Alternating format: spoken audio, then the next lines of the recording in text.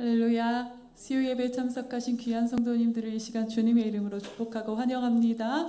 옆에 분들과 인사 나누실까요? 사랑합니다. 축복합니다. 인사하시겠습니다. 이 시간 함께 찬송 부르시면서 은혜의 보좌 앞에 함께 나아가시겠습니다. 할렐루야.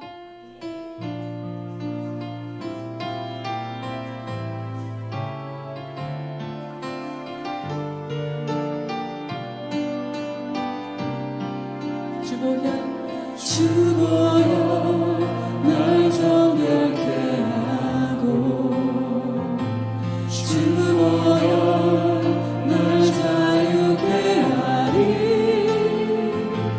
주 앞에 나 예배하는 이 시간 나의 모든 것을 주께 드리네 주께서 날 위해 지키셨고 주의 말 날 위해 맡기셨으니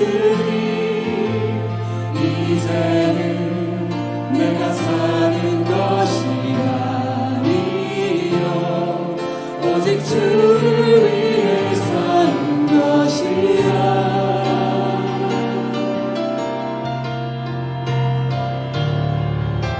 주께서 내 나의 손을 보게요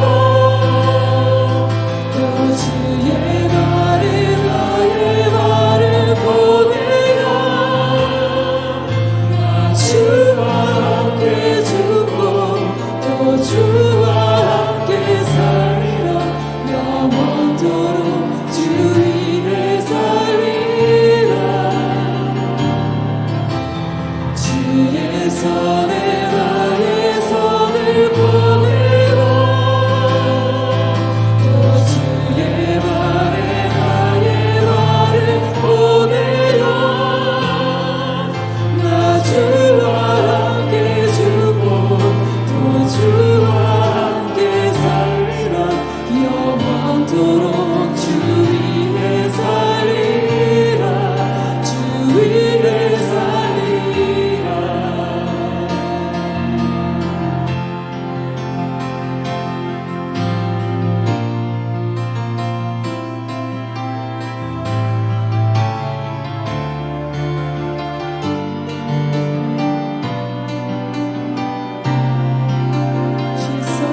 주의 손 날 위해 지키셨고 주의 말 날 위해 맡기셨으니 이제는 내가 사는 것이 아니요 오직 주를 위해 사는 것이라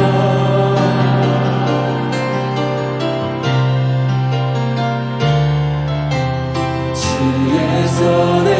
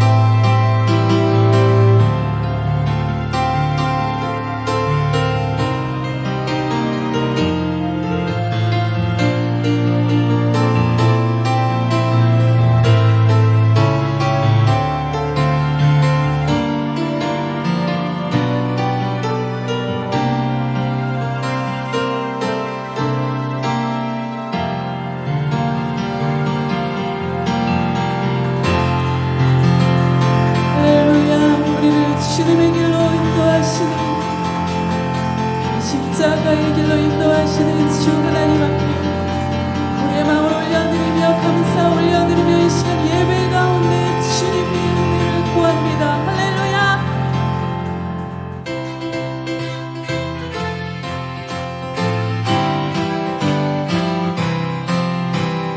이 세상의 모든 죄를 맡기시는 주의 보혈 성자 예수 예수 그 긴 앞을 찬송하고 찬송하세 주님 앞을 멀리 떠나 길을 잃고 헤매는 때에 나의 길을 따라오사 친히 구원하셨도다 있는 보다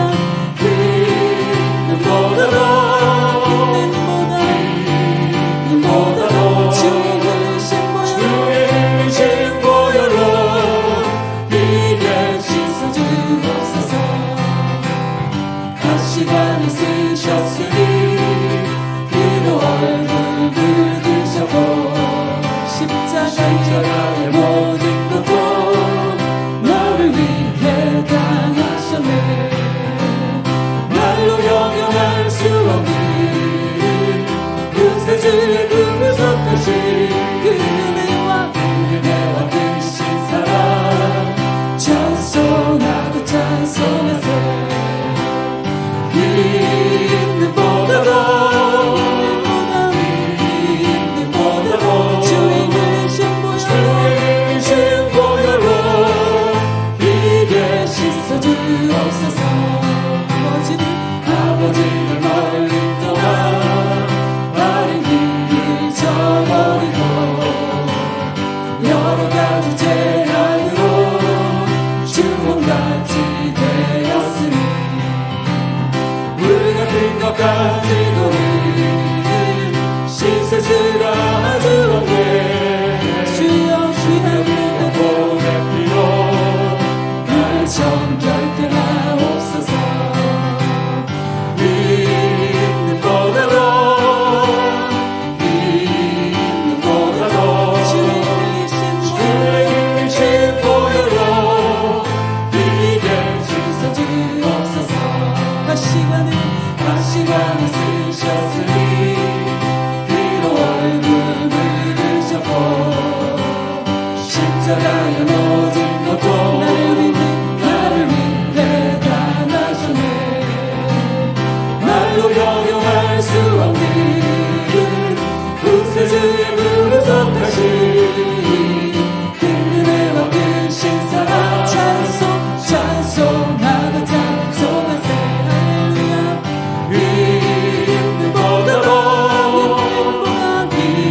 있는 보다도 주의 흘리신 보혈로 이게 씻어 주옵소서 아버지를 멀리 떠나 다른 길을 저버리고 여러 가지 죄악으로 주홍같이 되었으니 물 같은 것 가지고 있는 신세스가 아주 없네 주여 귀한 보배 피로 나를 정결케 하옵소서 있는 보다도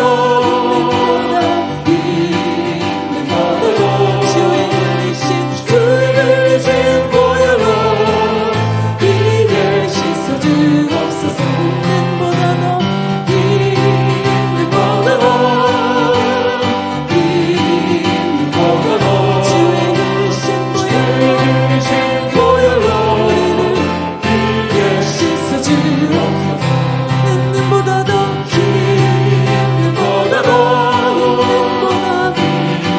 있는 보다도 주의 흘리신 보혈 주의 흘리신 보혈로 이게 씻어 주옵소서 주의 흘리신 보혈로 이게 씻어 주옵소서 주의 흘리신 보혈로 이게 씻어 주옵소서 우리를 정결케 하시는 주 사랑 보혈의 능력을 찬송합니다. 할렐루야 할렐루야 주님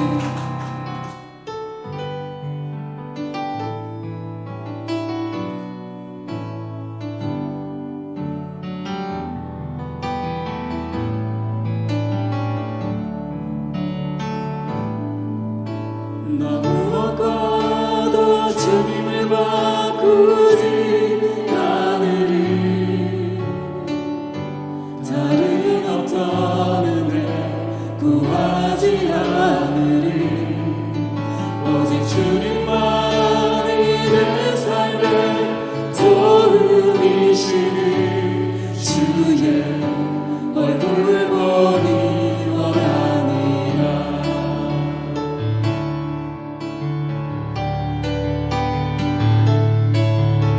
나 무엇과도 주님을 바꾸지 않으리. 다른 어떤 은혜 구하지 않으리. 오직 주님만이 내 삶의 도움이시니 주의 얼굴 보기 원하니라. 주님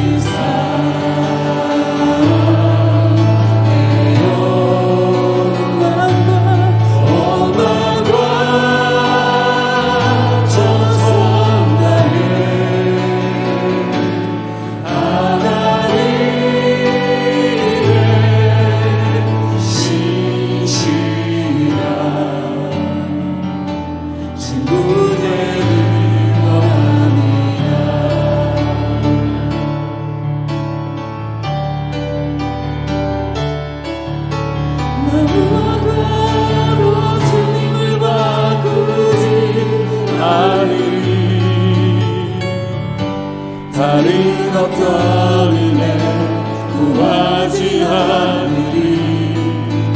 오직 주님만이 내 삶의 도움이시니 주의 얼굴 보기 원합니다. 주님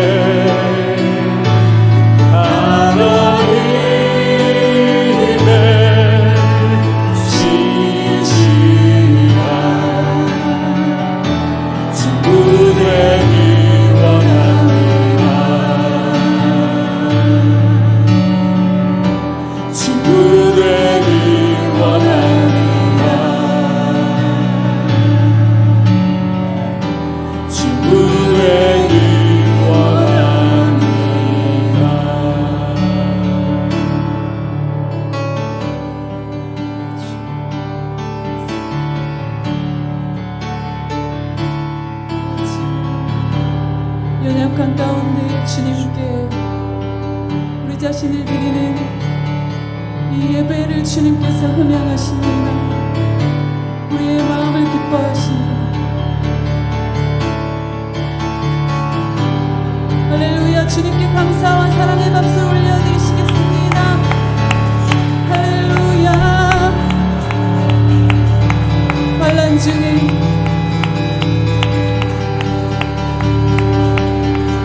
환난 가운데 주님 앞에 나아갑니다. 피난처 되시는 힘이 되시는 주님의 얼굴을 보며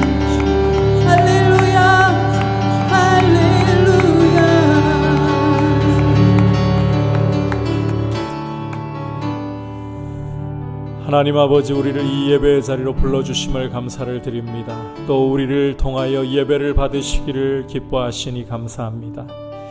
우리의 연약하고 우리의 부족한 모습에도 불구하고 예수 그리스도의 보혈로 죄에서 속량하시고 하나님 아버지 앞에 값없이 그리스도의 피로 의롭다 하심을 받고 서서 예수님처럼 영접을 받도록 우리를 그렇게 존귀하게 여겨주시니 감사합니다. 이 시간 이곳에 주의 성령으로 충만하게 임재하셔서 우리 예배 가운데에 우리의 마음이 주님께로 우리의 사랑을 드리며 온전히 드려질 수 있도록 은혜 베풀어 주시고 이 밤에 주님을 만나는 복된 시간이 되게 하여 주시옵소서.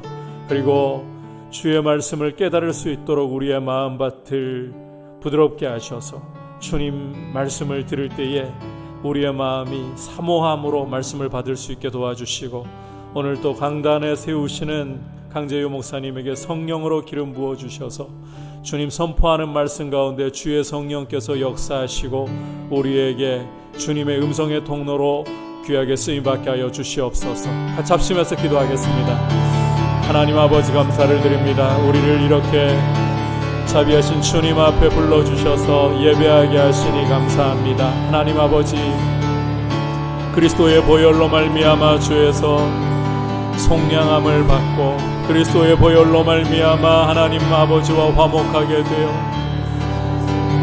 값없이 의롭다 하심을 받아 이렇게 아버지의 보좌 앞에 두려움 없이 감사함으로 나오게 하시니 감사합니다. 우리를 사랑하시는 그 아버지의 사랑 안에서 우리도 아버지를 사랑하며 연약한 모습이지만 이 시간 우리의 마음과 우리의 몸을 주님 앞에 드리오니 주님, 우리가 드리는 이 예배를 받아주시고 우리를 받아주시옵소서. 주님, 우리를 원하고 계십니다. 우리 마음과 우리의 사랑을 주님께 드리기 원하오니 성령님, 우리를 붙들어 주시고 우리 안에 갈급한 마음, 사모하는 마음 주시고 또 주의 말씀을 들을 때의 말씀을 주의 음성으로 잘 받아들일 수 있도록 우리의 마음을 성령께서 기경하여 주셔서 오늘 이 밤에 주님의 음성을 듣고 주님을 만나는 밤이 되게 하여 주시옵소서. 주님, 단에 세우시는 강재유 목사님에게 성령으로 기름 부어 주옵소서.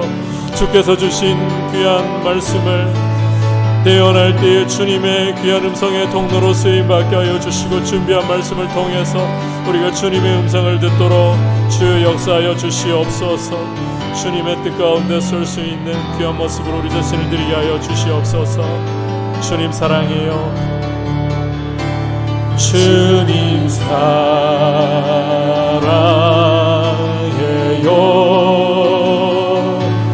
온 마음과 정성 다해 하나님의 신실한 친구 되기 원합니다. 주님 사랑합니다.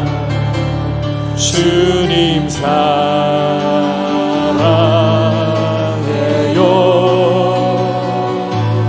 온 마음과 정성 다해 하나님의 신실한 친구 되기 원합니다. 친구 되기 원합니다. 친구 되기 원합니다. 친구 되기 원합니다.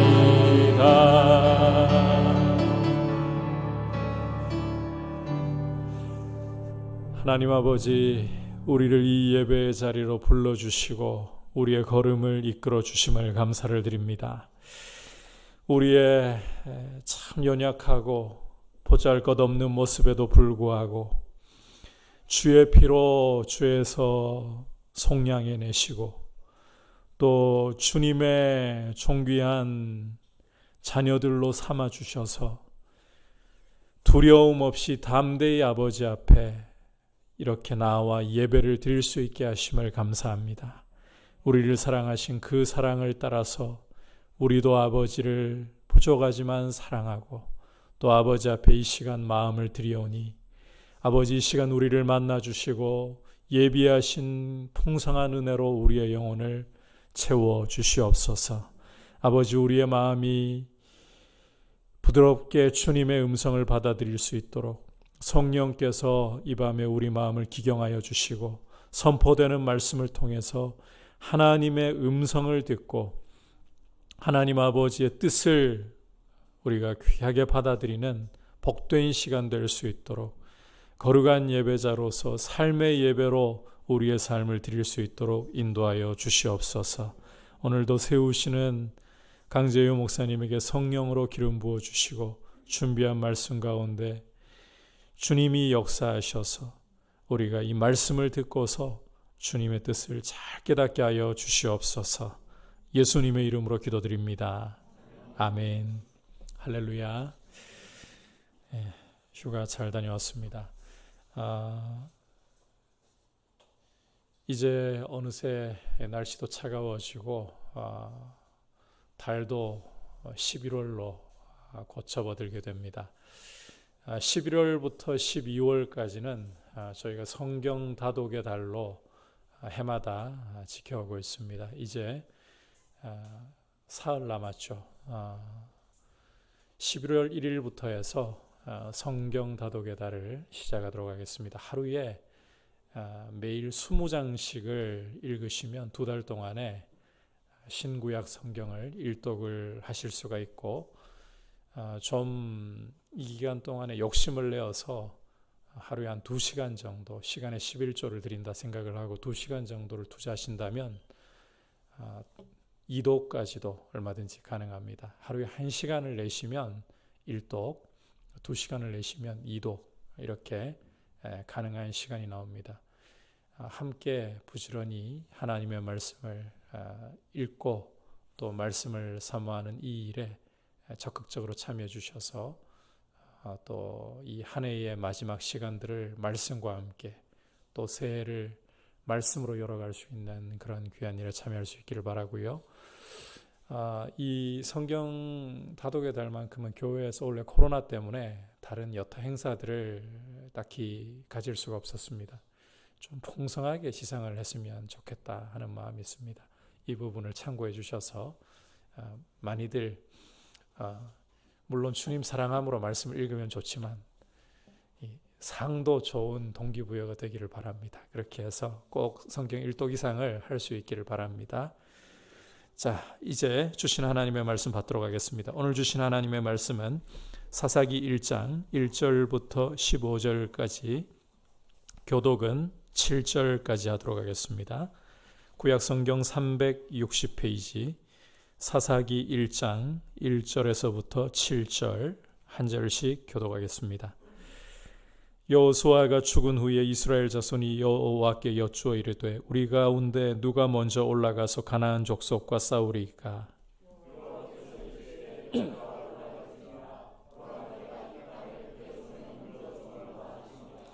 유다가 그의 형제 시므온에게 이르되 내가 제비 뽑아 얻은 땅에 나와 함께 올라가서 가나안 족속과 싸우자.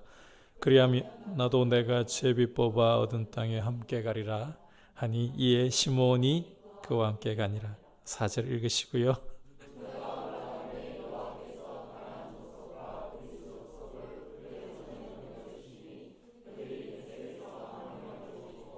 또 베색에서 아도니 베색을 만나 그와 싸워서 가나안 족속과 브리스 족속을 죽이니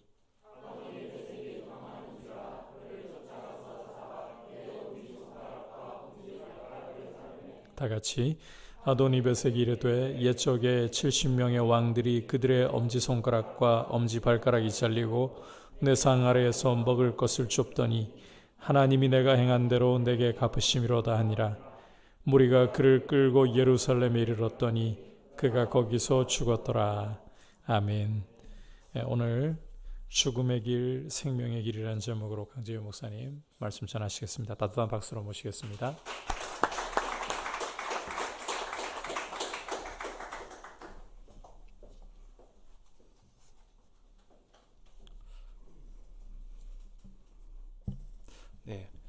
굉장히 긴장됐었는데 성경 봉독하면서 긴장이 좀 풀려서 감사합니다. 사사기에 대하여 우리 성도님께서 자세한 내용은 알지 못할 수도 있지만 사사기 전체적으로 그 흘러가는 분위기가 굉장히 어둡고 침울하다라는 것은 잘 알고 계실 것입니다. 사사기의 내용을 보면 그 내용이 끝을 향해 갈수록 영적으로 더욱더 하락해가는 이스라엘의 모습을 볼 수가 있습니다. 그 한 예로 사사기 1장을 보면 사사기 1장에는 이스라엘 민족이 가나안 족속과 싸우기 위해 하나님께 나가서 누가 먼저 우리가 가나안 족속과 싸워야 합니까? 라고 질문으로 말씀이 시작됩니다. 그런데 사사기 20장 끝자락으로 가면 이스라엘 민족이 싸우는 대상이 가나안 민족이 아니라 같은 민족 베냐민으로 바뀌게 됩니다. 그리고 그들은 하나님께 누가 먼저 올라가서 베냐민을 치리이까? 라고 질문을 합니다. 이것은 가나안 민족을 몰아내고 하나님이 주신 땅을 차지해야 할 이스라엘 민족이 사사기가 끝날 무렵에는 자신의 민족 베냐민과 싸우게 되는 이스라엘이 영적으로 민족적으로 몰락한 모습을 보여주는 것입니다. 이처럼 사사기는 영적으로 점점 타락하고 몰락해가는 이스라엘을 그리고 있는 책입니다. 하지만 비록 사사기가 이러한 책이긴 하지만 역설적으로 이 땅에서 영적 싸움을 하며 신앙을 지켜가야 하는 우리에게는 더욱더 분명한 교훈을 주는 책이 사사기라고 할 수 있습니다. 역사란 거울을 보면서 자신의 옷 매무새를 가다듬는 일이다라는 말처럼 오늘 사사기 말씀을 통해서 우리 성도님들이 자신의 영적인 옷 매무새를 가다듬는 유익이 있기를 바랍니다. 오늘 말씀은 사사기의 서두로서 이스라엘 백성이 약속의 땅에서 생명과 죽음, 축복과 저주의 삶을 살 수 있게 되는 분수령이 되는 말씀입니다. 말씀 시작 부분을 보시면 여호수아가 죽은 후에라고 말씀하면서 지금 이스라엘이 어떤 시점에 있는지 말씀해주고 있습니다. 여호수아는 모세의 뒤를 이어서 이스라엘을 가나안 땅으로 인도하고 그 땅을 약속의 땅을 이스라엘에게 분배해주는 큰 역할을 담당했던 인물입니다. 그가 죽으면서 백성들에게 가나안 땅에서 해야 할 사명을 주었습니다. 그 사명은 크게 두 가지였습니다. 첫 번째는 하나님께서 가나안 민족을 다 떠나게 하실 것이지만 너희들이 믿음으로 남아있는 가나안 민족을 치고 그 분배받은 땅을 차지하라는 것입니다. 그것이 첫 번째 사명입니다. 두 번째 사명은 하나님이 주신 이 약속의 땅에서 가나안 신들, 문화를 쫓지 말고 오직 모세의 율법과 하나님만을 사랑하라는 것입니다. 이것이 여호수아가 죽으면서 이스라엘 백성에게 준 두 가지 사명입니다. 여호수아는 죽었지만 남겨진 이스라엘 민족은 바로 이 두 사명을 계속 성취해 나가야 하는 상황에 있는 것입니다. 이제 이스라엘 자손들은 자신이 분배받은 그 땅을 차지하기 위해 여호와께 나와 주님의 뜻을 묻습니다. 우리 1절과 2절을 한번 같이 읽어보겠습니다. 시작. 여호수아가 죽은 후에 이스라엘 자손이 여호와께 여쭈어 이르되 우리 가운데 누가 먼저 올라가서 가나안 족속과 싸우리이까? 여호와께서 이르시되 유다가 올라갈지니라. 보라, 내가 이 땅을 그의 손에 넘겨 주었노라 하시니라. 이스라엘 자손은 여호와께 나아가서 우리 가운데 누가 먼저 올라가 가나안 민족과 싸우리이까? 라고 주님께 질문을 하였습니다. 그리고 하나님은 이스라엘 자손들에게 유다가 먼저 올라가라. 보라, 내가 이 땅을 그의 손에 넘겨 주었노라 라고 응답해 주셨습니다. 여기서 주목해서 볼 것은 하나님은 유다가 올라가라고 명령하셨고 이 땅을 유다의 손에 넘겨 주었노라 라고 말씀하셨다는 것입니다. 여기서 넘겨 주었노라 라는 말씀은 완료형의 말씀입니다. 즉 하나님은 이미 그 땅을 유다에게 주기로 결정을 내리셨고 유다는 그 땅을 소유한 거나 마찬가지라는 것입니다. 하나님은 이 모든 결정을 마치셨기에 유다는 가서 그 땅을 차지하기만 하면 된다는 것입니다. 그런데 유다는 하나님의 응답을 듣고 다음과 같은 자세를 취했습니다. 3절 말씀 같이 읽겠습니다. 시작. 유다가 그의 형제 시몬에게 이르되 내가 제비 뽑아 얻은 땅에 나와 함께 올라가서 가나안 족속과 싸우자.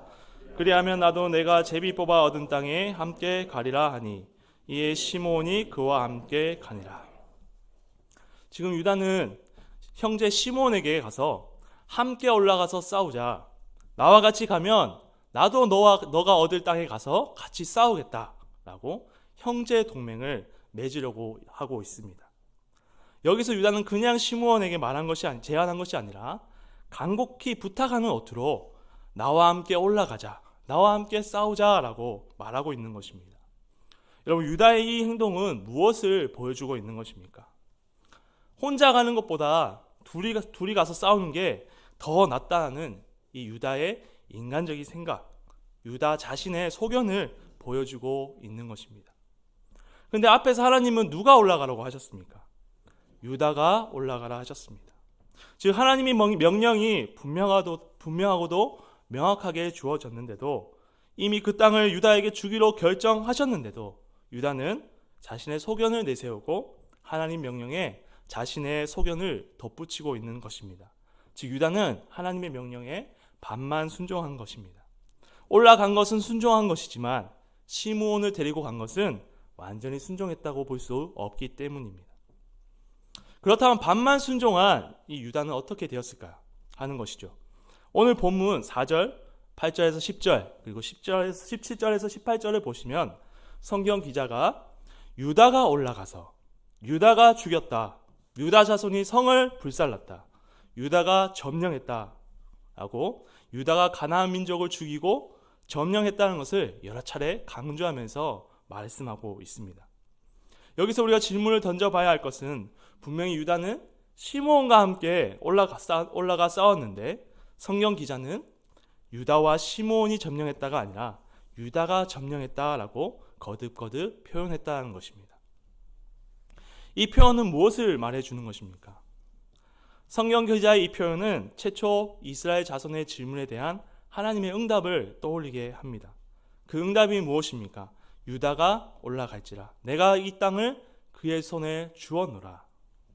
결국 이 성경 기자가 유다와 시므온이 아닌 유다만 언급한 이유, 나타내고자 한 것은 유다가 시므온을 데려가기로 자기 소견을 내세웠지만 결국은 하나님이 응답하신 대로, 하나님이 결정 내리신 뜻대로 성취된다라는 것입니다. 유다가 시므온을 안 데려가도 이미 하나님께서 그 땅을 유다에게 주시기로 결정하셨기 때문에 결국에는 하나님이 결정하신 대로 유다의 땅이 된다라는 것입니다. 그래서 혼자 갔어도 되는데 유다가 시므온을 데리고 간 것은 하나님 말씀에 불순종하는 부끄러운 행동을 남긴 행동이 되는 것입니다. 여기서 우리에게 주시는 하나님의 교훈은 무엇입니까? 인간이 자유의지를 가지고 자기의 소견대로 할지라도 결국에는 역사의 주관자 되시는 하나님이 결정하신 뜻대로 성취된다라는 것입니다. 그래서 자기의 소견을 내려놓고 하나님이 결정하신 뜻에 전적으로 순종하는 삶, 그것이 가장 지혜로운 삶이고 유일한 살 길이라는 것입니다. 약속의 땅에서 유일한 살 길은 자신의 소견을 의지하는 것이 아니라 그 소견을 내려놓고 하나님이 결정하신 뜻에 따르는 것이 유일한 생명의 길이라는 것입니다. 여러분, 사사기 저자가 이스라엘이 영적 어두운 시기를 보내게 된 이유에 대해 무엇이라고 말합니까? 각자의 자기의 소견에 옳은 대로 행하였더라. 오늘 요다처럼 이스라엘 자손들이 하나님의 명령이 아니라 자기의 소견이 옳다 여기고 자기의 판단과 생각을 점점 의지했기 때문에 영적으로 어둡고 고통과 저주의 그 사사시대를 보내게 된 것입니다. 자기의 소견을 내려놓고 하나님이 결정하신 뜻에 전적으로 순종하는 삶만이 생명과 축복이 주어진 유일한 삶의 길인 것입니다. 하나님은 우리에게 하나님의 결정이 담긴 성경 66권을 주셨습니다.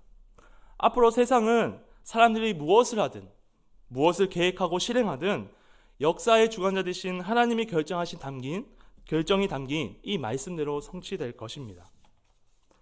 이것을 믿는 성도라면 자신의 소견과 하나님 말씀이 다르면 자신의 소견을 내려놓아야 합니다. 지금 이 순간에는 내 소견이 맞는 것 같아 보일지라도 하나님 말씀과 다르면 내려놓아야 합니다. 그리고 하나님께서 말씀하신 대로 순종해야 합니다. 그것이 지혜이고 하나님이 결정하신 대로 움직여가는 이 세상에서 생명과 축복의 삶을 살 수 있는 유일한 방법입니다. 우리 성도님께서는 이 세상은 결국 역사의 주관자 되신 하나님이 결정하신 뜻, 성경 말씀대로 성취될 것임을 믿고 자기 소견대로가 아니라 철저히 하나님 말씀에 순종하여서 형통한 삶을 다 사시기를 바랍니다. 계속해서 말씀을 보면 성경 기자는 유다가 하나님이 주신 땅을 차지하는 가운데 이 짧은 두 이야기를 우리에게 들려주고 있습니다.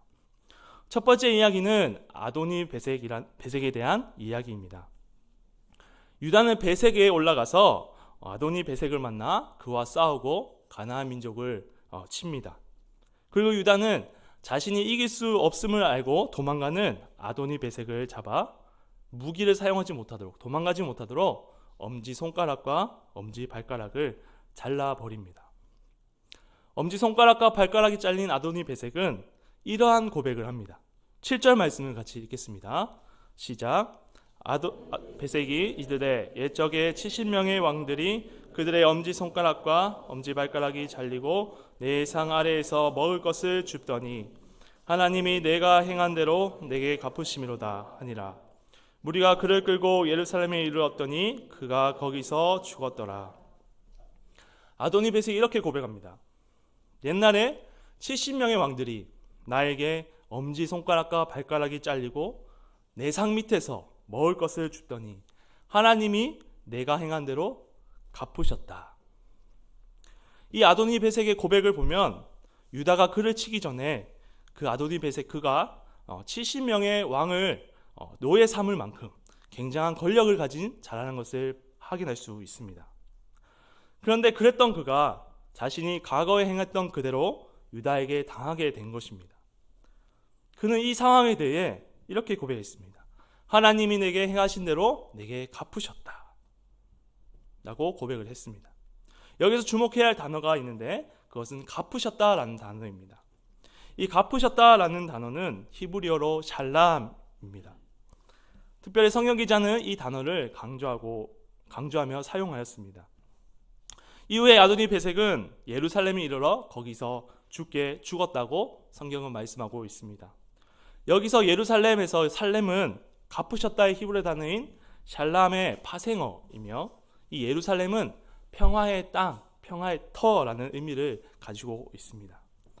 당시 가나안 민족이 살고 있었던 예루살렘은 교통의 요충지였으며 그리고 주위에 산들이 둘러싸인 천혜의 요새였다고 합니다.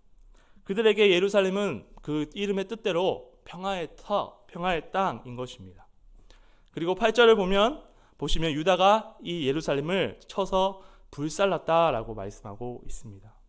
여기서도 성경 기자는 불살랐다라는 말을 강조하고 있습니다. 지금까지 말씀을 종합해 보면 이렇게 됩니다. 아도니 베색은 과거에 자신이 행한 대로 하나님으로부터 갚으심을 받고 예루살렘 평화의 터에 이르러 죽었고 평화의 터 예루살렘은 불살라졌다. 이것이 무엇을 의미하는 것입니까?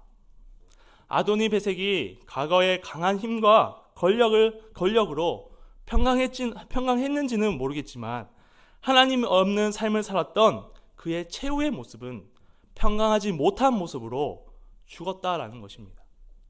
그리고 평화의 땅 예루살렘이 불살라졌다는 것은 하나님이 없는 평화의 땅은 아무리 천의 요새일지라도 진정한 평화를 주지 못한다라는 것입니다. 하나님이 없는 삶, 하나님이 없는 곳은 잠깐 평안할지는 모르겠지만 그 종말은 완전한 죽음, 심판이었다라는 것을 이 말씀이 우리에게 주고 있는 것입니다. 우리는 이것을 기억해야 합니다. 시편 73편에는 시인이 이런 말을 합니다. 악인들이라도 항상 평안하고 재물은 더욱 불어났도다. 시인이 보기에 저들은 분명히 하나님이 없는 삶이고 악한 삶을 살고 있는데 항상 평안하고 재물은 점점 불어나는 것입니다. 그런데 이후에 시인이 무릎을 탁 치면서 깨닫게 됩니다. 하나님의 성소에 들어갈 때야 그들의 종말을 내가 깨달았다. 시인은 하나님의 거룩한 성소에서 하나님의 주권을 인정하지 않는 자들의 정말 최후의 모습을 본 것입니다. 결국 우리는 힘과 권력을 가지고 있던 아도니 베셋과 천의 요충지인 평화의 땅 예루살렘 결말을 통해서 알 수 있는 것이 이것입니다. 진정한 평강과 안식은 많이 가졌느냐, 어떤 환경에 있느냐, 그것이 결정하는 것이 아니라 거룩하시고 전능하신 하나님이 함께 하시냐 안 하시냐의 평강과 안식이 결정된다라는 것입니다.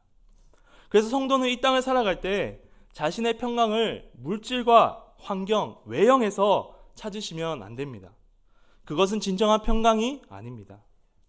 진정한 평강은 오직 자신이 결정하신 대로 성취하시는 역사의 주관자 되시는 하나님으로부터 오는 것입니다. 하나님이 함께 하실 때 진정한 평강이 있는 것입니다. 우리가 요셉을 기억해 보십시오. 그가 감옥에 있었지만 그는 현통했다라고 고백하고 있습니다. 역사의 주관자 되신 주님을 주로 모신 자는 주님께서 나의 예루살렘 되심을 믿어야 합니다. 내 집 가지는 것이 예루살렘이 되지 않습니다. 내가 가진 돈, 스펙이 예루살렘이 되지 않습니다. 전세집에 살아도 돈 얼마 보지 못해도 이렇다 할 스펙이 없을지라도 하나님의 주권을 인정한 자는 예루살렘에 있는 것입니다. 이것을 믿고 믿는 바대로 살아가시는 우리 성도님 되시길 바랍니다. 오늘 마지막으로 약속의 땅에서는 어떻게 사는 것이 생명력 있는 삶인가? 이 땅에서 성도가 어떻게 사는 것이 생명력 있게 사는 것인가 하는 것입니다. 앞서 말씀을 통해 어느 정도 우리 성도님께서 다 아실 거라고 생각됩니다. 두 번째 이야기를 통해서 좀 더 분명하게 살펴보도록 하겠습니다. 첫 번째 이야기는 4절 말씀처럼 유다가 올라가서 가나안 민족과 싸우는 가운데 나온 이야기라면, 두 번째 이야기는 유다 자손이 내려가면서 가나안 민족과 싸우는 가운데 나온 이야기입니다. 유다 자손은 내려가면서 헤브론에 거하여 거기에 있는 거인족들을 죽입니다. 그리고 이어서 온니엘과 갈렙의 딸 악사의 이야기가 등장합니다. 갈렙은 기랏세발을 쳐서 그것을 점령하는 자에게 내 딸 악사를 주겠다라고 약속합니다. 이 기랏세발은 책들의 도시, 학문의 도시라는 의미가 있습니다. 즉 말 그대로 지혜의 도시가 기랏세발인 것입니다. 이 도시를 점령하는 자에게 자신의 딸 악사를 준다라는 것입니다. 성경은 그나스의 아들 온니엘이 기랏세발을 점령하고 갈렙의 딸 악사를 그가 받았다. 갈렙이 그에게 주었다라고 말씀하고 있습니다. 여러분, 왜 갈렙은 기랏세발을 점령하는 자에게 자신의 딸을 주려고 했을까요? 돈도 아니고 땅도 아니고 자신의 딸을 주려고 했을까요? 미모가 너무 출중했기 때문일까요? 그것은 갈렙의 딸 악사는 현숙한 여인이었기 때문입니다. 그가 현숙한 딸인지 어떻게 알 수 있습니까?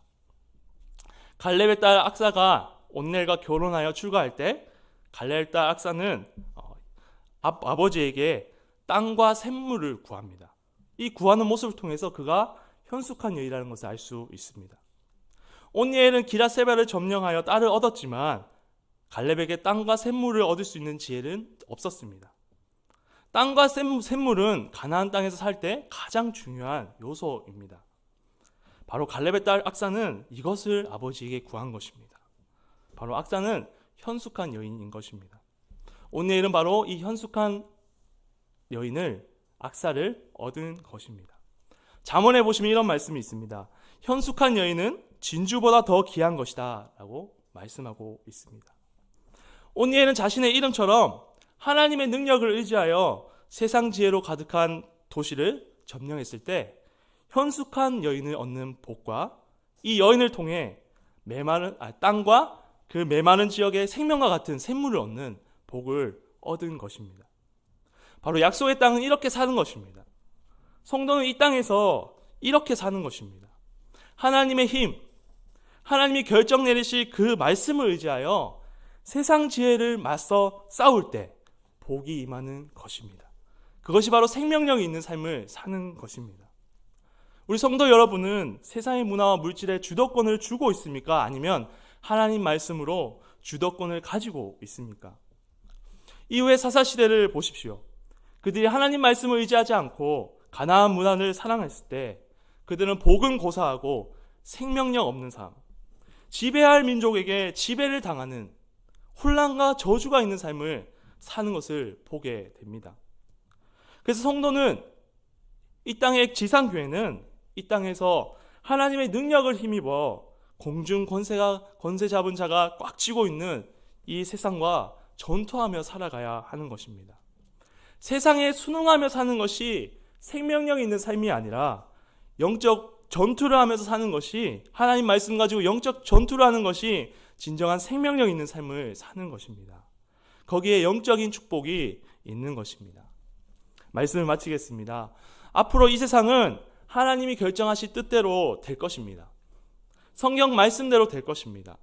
그래서 성도는 이 땅에서 자신의 소견을 내려놓고 결정하신 대로 성취하시는 하나님의 말씀만 믿고 순종하는, 하나님의 주권을 인정하는 삶을 살아야 할 것입니다. 그리고 많이 가진 것, 좋은 환경에 있는 것이 예루살렘 평화가 아닙니다. 주님과 함께하는 것이 예루살렘인 것입니다. 하나님의 능력을 의지하여 세상 지혜와 맞서 싸울 때 진정한 삶에서 진정한 예루살렘을 경험할 수 있게 되는 것입니다. 자기 소견을 내려놓고 결정하신 대로 이루시는 하나님만을 의지하고 순종하여서 세상 지혜와 맞서 싸움으로 이 땅에서 진정한 예루살렘을 경험하시는 우리 모든 성도님들 다시 되시기를 바랍니다. 아멘.